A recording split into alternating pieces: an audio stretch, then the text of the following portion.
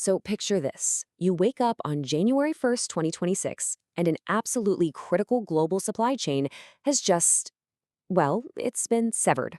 That's pretty much exactly what happened in the silver market. And this isn't some far off prediction, okay? We're going to dig into the anatomy of a crisis basically as it unfolded. And this is the message that basically lit the fuse. I mean, can you imagine?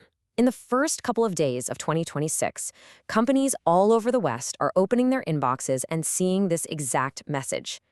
We're talking contracts that were rock solid for years, just gone. Poof. And the really scary part? This wasn't some shipping delay. This was a hard, final no. So what exactly happened? Well, there was this new export rule that had been announced months before, but nobody really took it seriously until it suddenly became very, very real at the stroke of midnight Beijing time. And let me be clear, this wasn't just a case of some new paperwork to fill out. No. For the rest of the world, the silver gate had just been slammed shut, hard.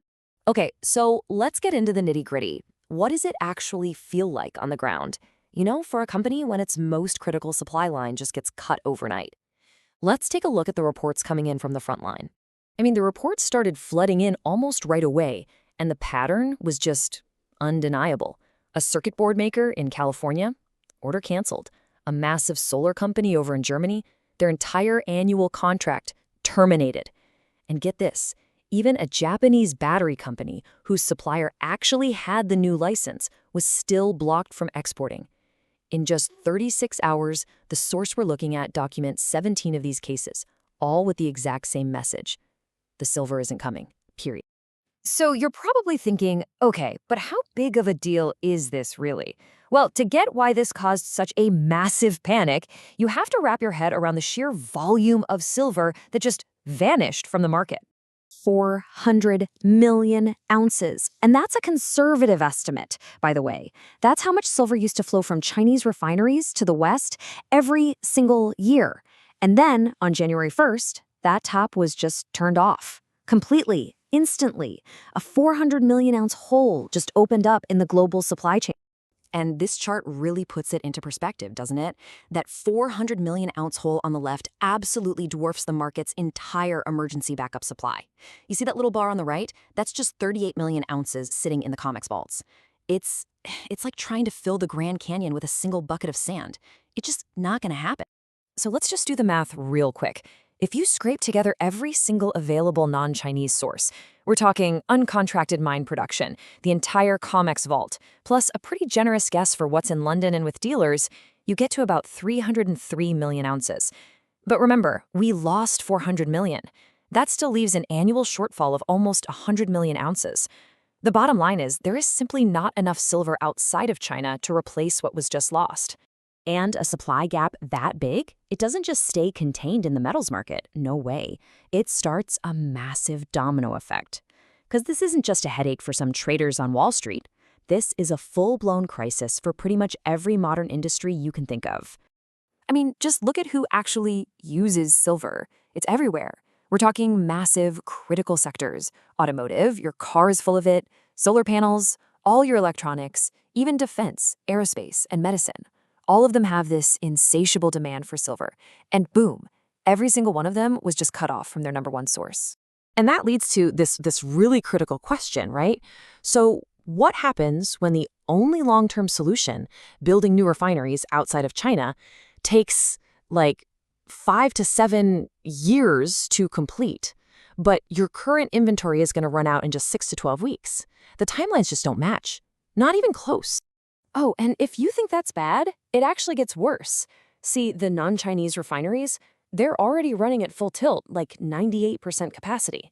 So according to the source material, this leaves only about 20 million ounces of what they call spot silver available globally each year.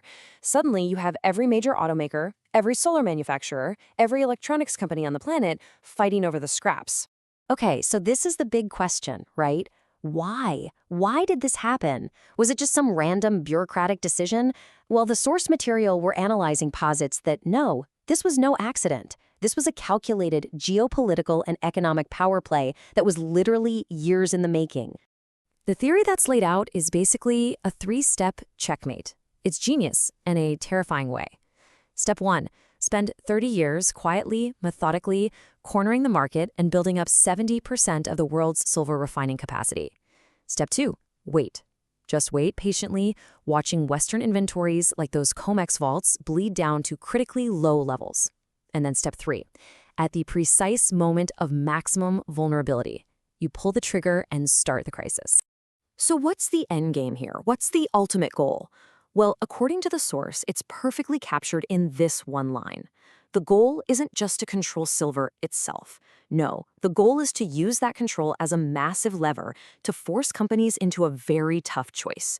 Either you face crippling production shortages, or you build your next factory in Shenzhen, not in Texas. So all of this, it sets up a massive, and I mean massive, collision course.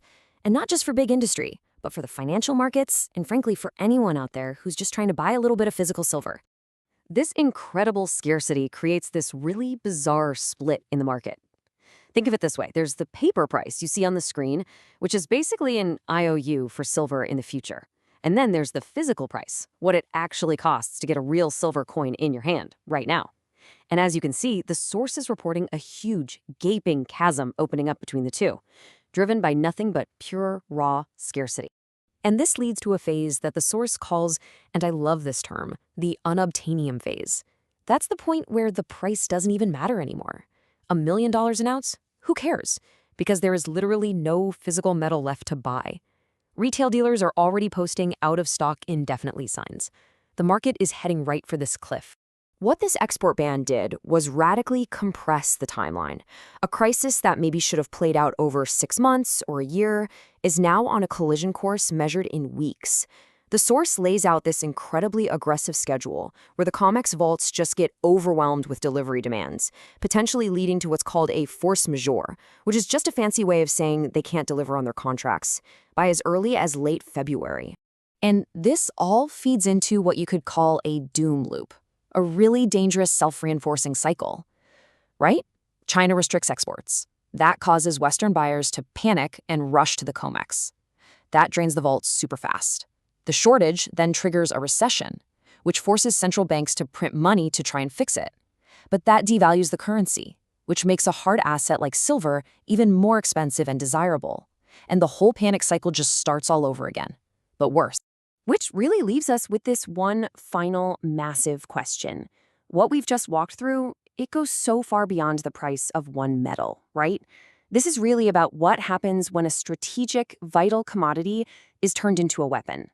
It forces us to ask some really fundamental questions about our supply chains, our economic leverage, and whether the global economic landscape has just been permanently changed.